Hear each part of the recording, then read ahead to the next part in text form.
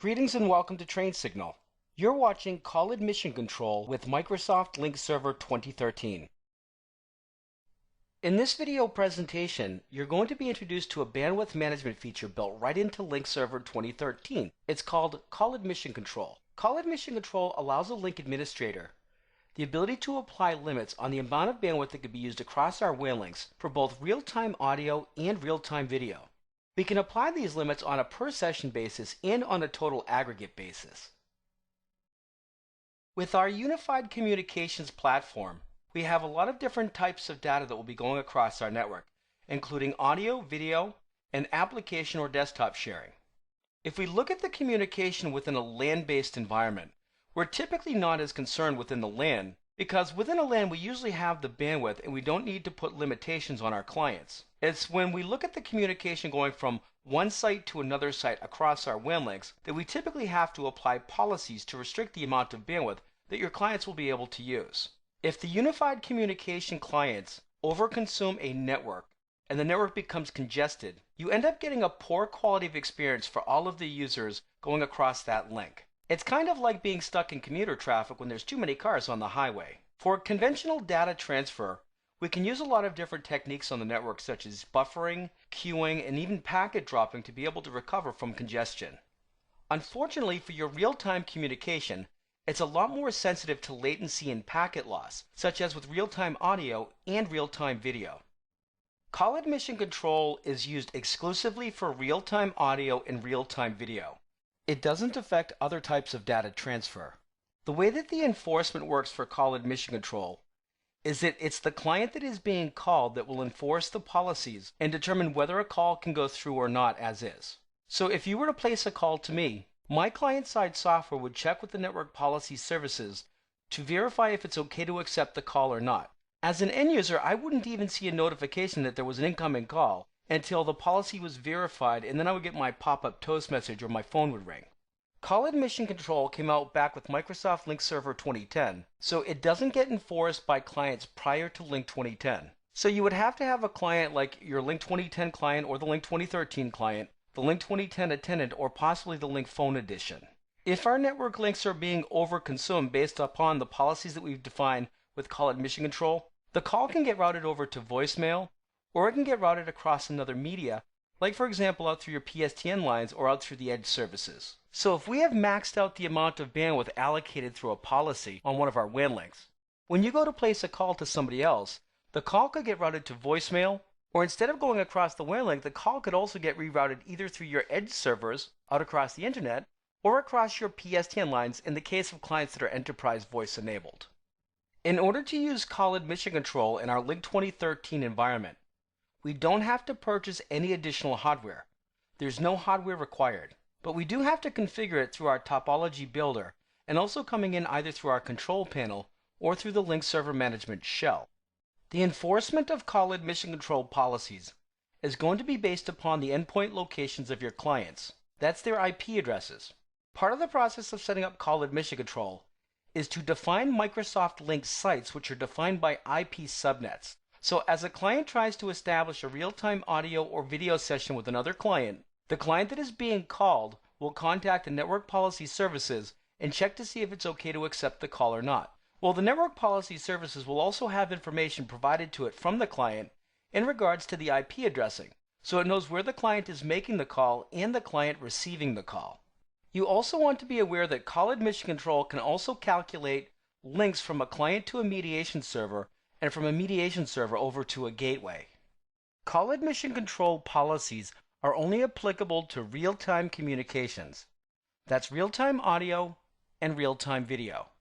As we attempt to place a call across a WAN link, if there is not enough bandwidth available, or if we have maxed out the amount of bandwidth that we've allocated inside of our policies, getting enforced by Call Admission Control, the order of precedence for rerouting the calls would be to reroute the call across the internet. Second, we would look for a PSTN connection, and third, we would look for voicemail. Both audio and video calls can get rerouted out through your edge servers. So if I have two separate locations that both have an edge server, your calls could get rerouted out across the internet, both audio and video. Now, your PSTN is only used for audio. and it would require that your clients are enterprise voice enabled. So if the WAN link didn't have enough bandwidth available, we could route the call out through your PSTN connection and then route the call back in the PSTN connection at the other side.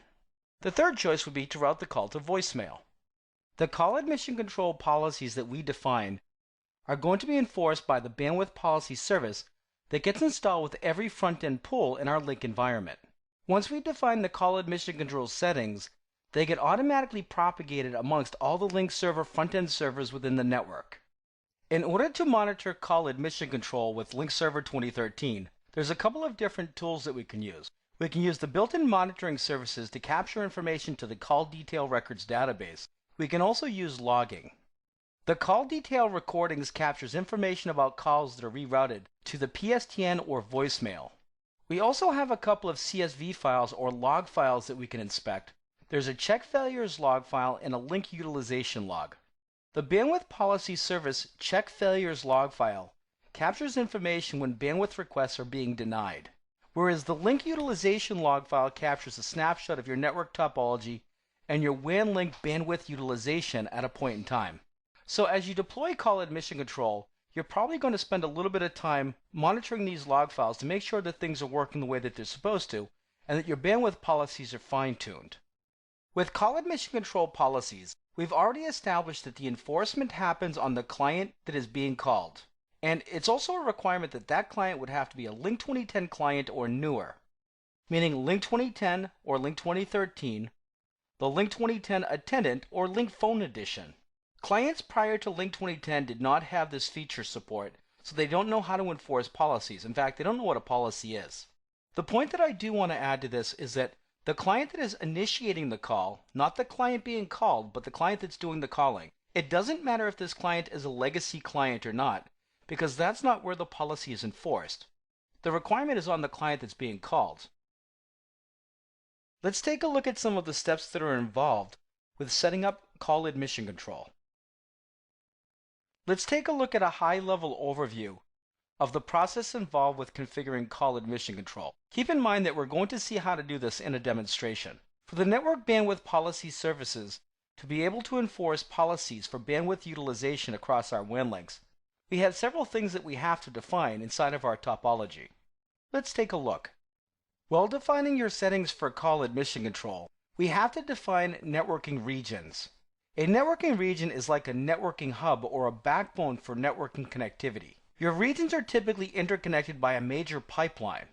Whether you're creating a region inside of the control panel or through the Link Server Management shell with the new-cs network region commandlet, in either case the region will have to be provided with a name, and you'll have to associate that region with a Link Central site. Microsoft Link Server 2013 uses regions for call admission control, for E911 and media bypass. We also have to define network bandwidth policy profiles. A network bandwidth policy profile is a configuration that defines how much bandwidth we're going to allocate for real-time audio and real-time video on both an aggregate basis and on a per session basis. So the network bandwidth policy profile defines your limits for bandwidth usage. And when we attach a site to a region, we can apply a network bandwidth policy profile on that association. And we can also apply a network bandwidth policy profile on the inter-region connectivity called an inter-region link. We'll see how to set these up in just a moment. With Microsoft Link Server, we define link sites inside of our topology builder. And those are either central sites or branch sites. Well, for call admission control, for E911 and media bypass deployments, we have to define network sites inside of our control panel or through the Link Server Management shell. When we define a network site, we have to associate it with a networking region, and we can define if we want to apply a network bandwidth policy profile on that attachment. So in essence, when you attach a site to the region, you can define if there is a bandwidth limitation for the transfer or communication with other clients within that region, from one site to another site. Although we already have sites defined inside of Active Directory sites and services, we still have to define our networking sites inside of Microsoft Link Server. They're both very similar in nature in that you have to define the name of the site, and you also have to define your IP subnets that comprise the sites. But they're not related, so Microsoft Link will not inherit the sites that you already have inside of AD. In order for the Microsoft Lync server and the policy services to enforce call admission control, it has to understand where your clients are based upon sites and the subnets that they're located in. So we have to define subnets and associate them with the Lync sites. If you have a subnet that you want to be managed by call admission control, it has to be defined and associated with a site. So the Microsoft Lync server has the ability to apply bandwidth policies on a connection from a site to a region, and also on connections from one region to another. But the product has to understand where your client is located based upon your IP address, and this is done by creating these subnet objects that we associate with our sites. In order for Microsoft Lync server to be able to enforce call admission control from one region to another region, we have to define inter-region links. An inter-region link is a Microsoft Lync representation of a major pipeline within your network environment. When you define an inter-region link, you can define if you want to apply a bandwidth policy profile to that link. So if I have a link that connects Scottsdale over to Phoenix, I can define if I want to apply a network bandwidth policy profile on that link that will limit the amount of bandwidth that can be allocated for real-time audio and real-time video. We've just seen that in order to define the connectivity from one region to another, we have to define something called an inter-region link.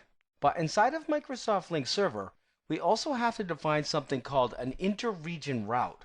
And an inter-region route tells the Microsoft Lync server that if real-time audio or video traffic has to go from region 1 to region number 2, the traffic will have to go across these inter-region links. It's a way of telling the Lync server that if traffic has to go from this region to that region, the traffic will have to go across these network pipelines that could have network bandwidth policy profiles associated with them. For situations where we have a direct connection from one site to another site, we can also define inter-site policies. A network inter-site policy allows you to tell the Lync server that traffic can go from site 1 to site 2 directly using this specific policy settings. We also have to remember that in order for call admission control to be enforced within the environment, not only do we have to enable it inside of our topology builder for our sites, we also have to enable call admission control as a global setting inside of our control panel or through the command line. Before we go through our demonstration on setting up call admission control, let's take a quick look at a checklist of actions that we want to perform, and then we'll see an applicability scenario for how we're going to apply call admission control at Carve Rock Fitness.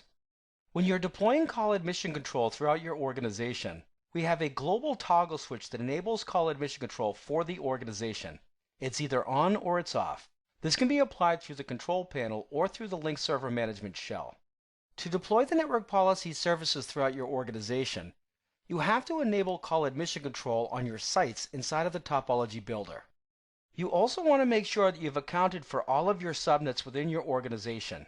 So for any subnet that is considered a managed subnet within your environment, you want to make sure that you define a subnet object inside of Microsoft Lync, and you associate that with a network site.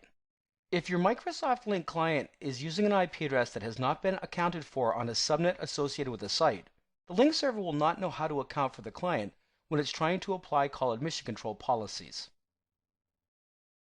In this diagram, you can see a high-level overview of how we're going to set up call admission control at Carve Rock Fitness. The first thing that you should notice in the diagram is that I have two major regions. I've got a region called Phoenix, and I also have a region called Scottsdale.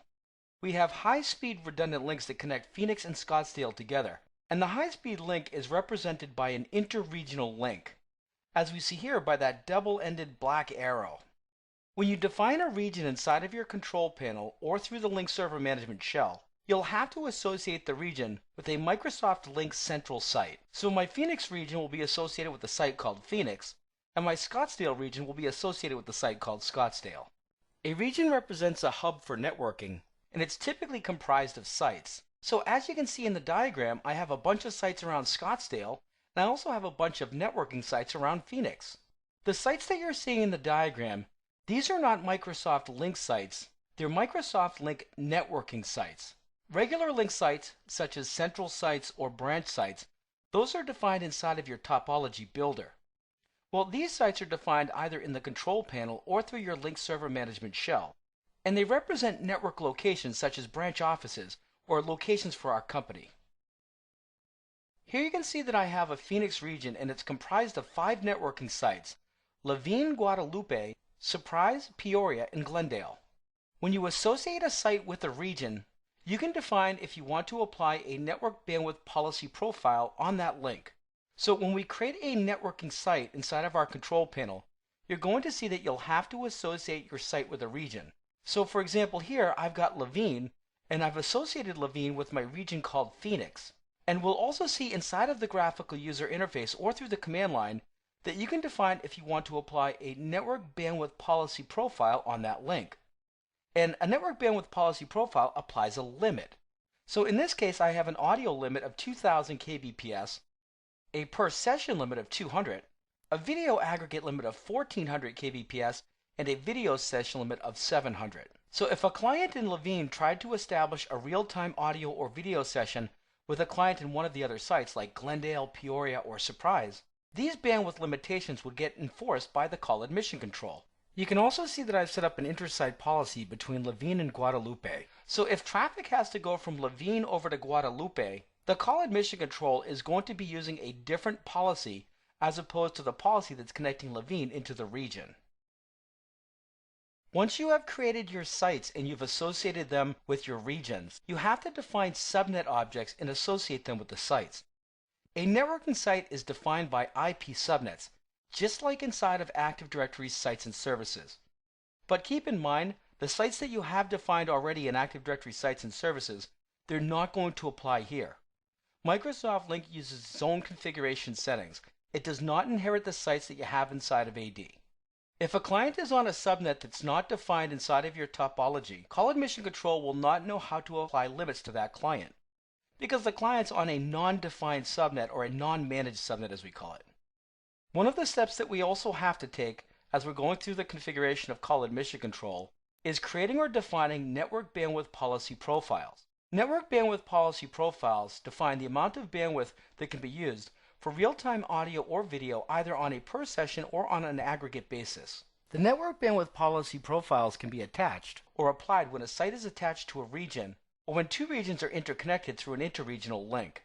So as you'll notice in the diagram, as I've associated Laveen, the site, I've applied a policy to it. And as I've created this interregion link, which represents a network pipeline in between Scottsdale and Phoenix, I've also applied a limit over here as well. When you have network pipelines that connect your regions together, those are represented to Microsoft Lync Server as a regional link. Your interregion links are software objects used by Microsoft Lync Server that can be used to represent a connection that connects one region over to another. And we have the ability to apply network bandwidth policy profiles to these connections. We also have to tell the Microsoft Lync environment that if traffic has to go from Region 1 Phoenix over to Region 2 Scottsdale, that the traffic will have to go across the interregion link. So you have to define the regional routes, and a regional route is defined by Region 1 and Region 2, and the interregion links that the traffic has to go across to go from Region 1 over to Region 2, or vice versa. In this case, I have a region called Phoenix and a region called Scottsdale. And for traffic to go from Phoenix over to Scottsdale, the traffic would have to go across this interregion link, whatever I happen to call it. If you have any sites that have a direct connection over to another site, and you want to define an inter-site policy between those two sites, you have to do this through the command line interface of the Lync Server Management Shell. You'll notice inside of the graphical user interface of the control panel that there's no way to do this from the control panel. So for my traffic going from Laveen over to Guadalupe, I'm going to have to set up an inter-site policy manually through the command line. Let's take a look at setting up call admission control, both through the control panel and through our Lync Server Management Shell. In this demonstration, we're going to see how to set up call admission control. So to start off the demonstration, we're going to open up our topology builder. So here I'm connected over to my Microsoft Lync server. And we're going to launch the topology builder and download our topology from the existing deployment. We'll click on OK. Here we're going to define the name that we're going to use for our topology file. I'm calling mine CAC configuration, call admission control config. We'll click on Save. Inside of the topology builder, we're going to expand our directory, and here you can see that I have my two central sites, one called Scottsdale and one called Phoenix. Now, as you go through the process of defining your sites, what you would typically do is go through the properties of your sites. So here we're going to click on Edit Properties. And as you can see, for each of these sites, you would make sure that you enable call admission control. So here mine is enabled. So you choose Enable Call Admission Control, and then you choose the front-end pool to run the call admission control, which is your network policy services for bandwidth management. Here I'm going to click on OK. And we're going to close out of here because we're already configured. The next step, let's take a look at my administrative tools, and we'll go over here to my services on my Microsoft Lync front-end server.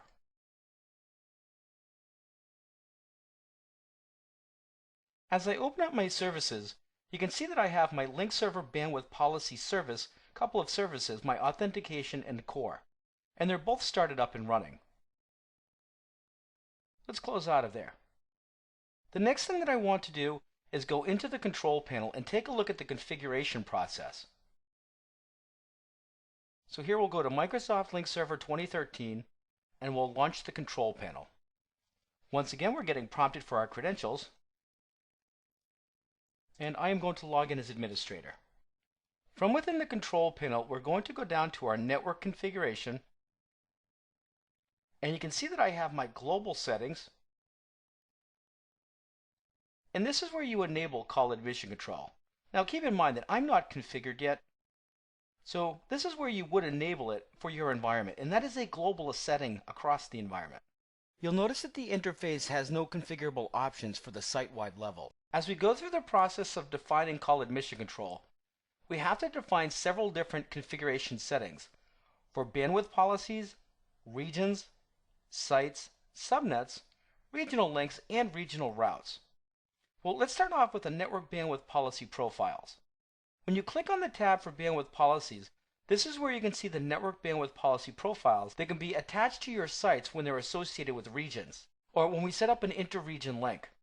You can see that I've already created a couple of them for the demonstration purposes. If you remember, in our environment, we have a connection from Levine over to the region called Phoenix. And for the connection from Levine over to Phoenix, I've defined that I want to have a connection with bandwidth policy limits with an audio limit of 2000 kbps and an audio session limit of 200, a video limit of 1400, and a video session limit of 700. I've called this Levine to Phoenix policy. Now, this policy itself isn't doing anything right now. I have to attach it for the site connection over to the region, and we'll see how to do that in just one moment. Let's create another bandwidth policy for my Guadalupe site. Here we're going to click on New, and then we give it a name. This is a 20 megabit link. We'll just call this 20 MB. We define the audio limit for Guadalupe, which is 4000 kbps. My per session limit is 200. We have a video limit that's going to be defined for 2800. And then I have my video session limit, which is going to be 700. So I have the video limit here, which is the aggregate total, and then I've got the per session limit for each instance. We're going to click on OK. You can see that that's how you go about creating your network bandwidth policy profiles. The next step, we go over here and we define our regions. Now, in our diagram, we have two regions. We have a Phoenix region and we also have a Scottsdale region. But for this demonstration, let's go and create a region for Scottsdale. We're going to click on New. We'll type in the name of the region. And as you remember, when you're creating a region, you have to associate it with a Microsoft Lync Central site. I'm going to associate this one with Scottsdale. You can also see that we can enable audio and video to be able to take an alternate path. If we're trying to establish an audio or a video call, and that call is not able to be placed because of bandwidth management restrictions, the calls could get rerouted across an alternate path, which would be out onto the internet through our edge services. Let's click on Commit. The next thing that we have to do is define our sites. If you remember, regions are associated with Lync Central sites, but a region is defined by the networking sites that define it. So here when I click on Sites, I would click on New, define the name of my site like Levine. I specify the region that it is associated with. So Levine is associated with Phoenix. And then down below you can see that this is where I define if I want to apply a bandwidth policy. Then over here I've got that 10 megabit link for Levine. We can define the location policy for E911. And then at the bottom of the console you can see that I currently do not have any subnets defined, but I have to define which subnets comprise that networking location. So once again we're going to click on Commit. Let's create another site for Guadalupe. We'll click on New. We'll define the region that it's associated with, Phoenix.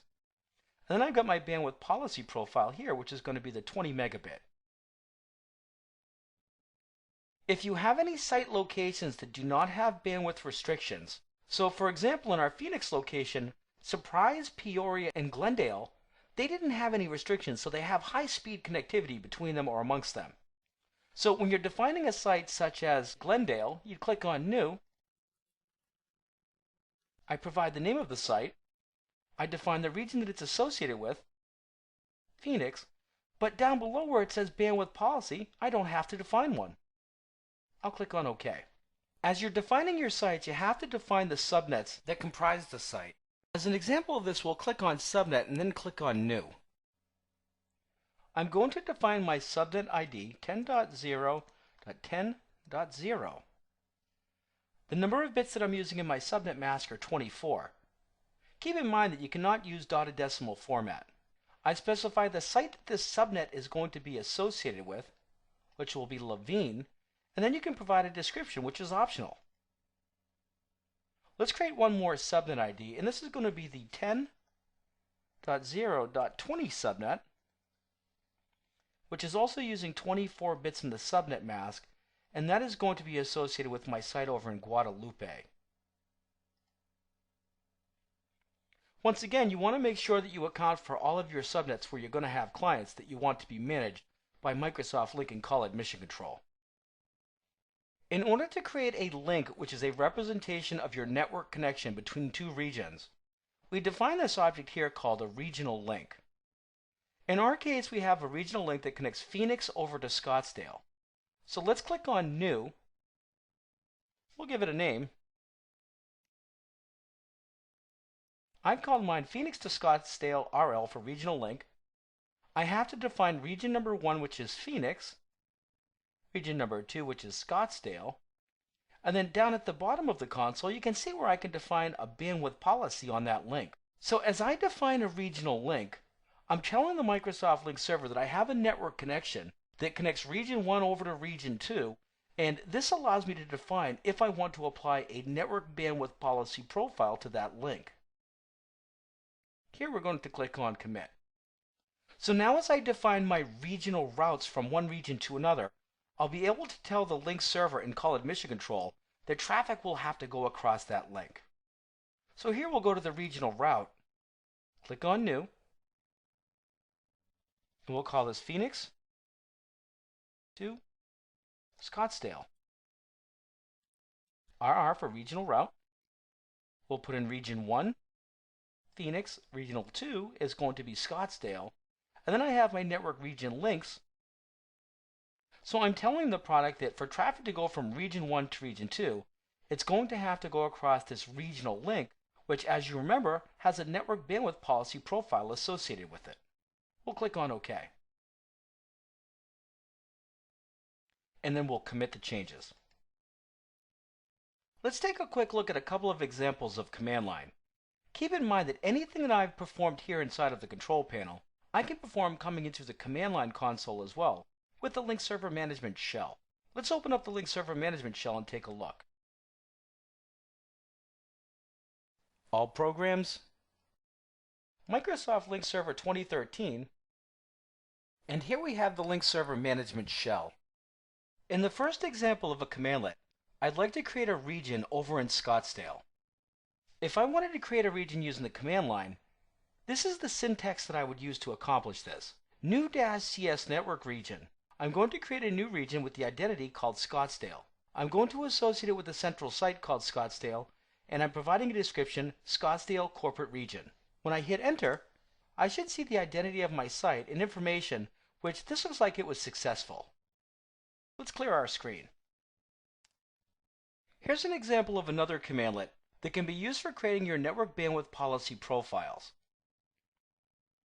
Here you can see an example, new-CS network bandwidth policy profile. I'm creating a brand new network bandwidth policy profile, and the identity for this is going to be called 5 megabit link. I provided a description, bandwidth profile for 5 megabit links. I've defined the audio bandwidth limit and the audio per session limit. I've got a video bandwidth limit total aggregate of 1400 kbps and a per session limit of 700. When I hit enter, I should see the results of this. And if I take a look inside of my control panel, we'll do a refresh. You can see that it now pops up. Now I've got my limit set.